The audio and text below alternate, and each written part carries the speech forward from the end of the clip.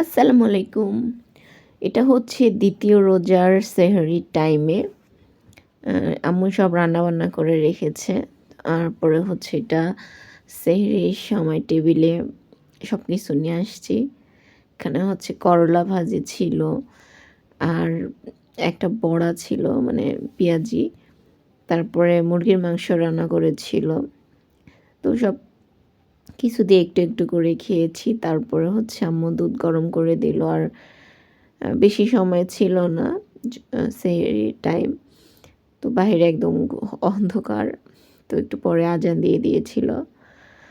তারপরে সারাদিনের আর কোনো কাজের ক্লিপ নিইনি। এটা হচ্ছে দ্বিতীয় রোজার ইফতারি। এখানে হচ্ছে আমি বিটরুট, ড্রাগন, আনার এটার একটা শরবত বানিয়েছি। এগুলো এনে আমি ফ্রোজেন করে রেখেছিলাম। আর হচ্ছে ছোলা, বুট, পেঁয়াজি, আলুর চপ যেগুলা ইফতারিতে সাধারণত হয় সেগুলাই। এই তো এটা হচ্ছে ফার্স্টেই হচ্ছে একটু খেয়ে নেই, তারপরে নামাজ পড়ে দেন হচ্ছে আমি আস্তে ধীরে খাই।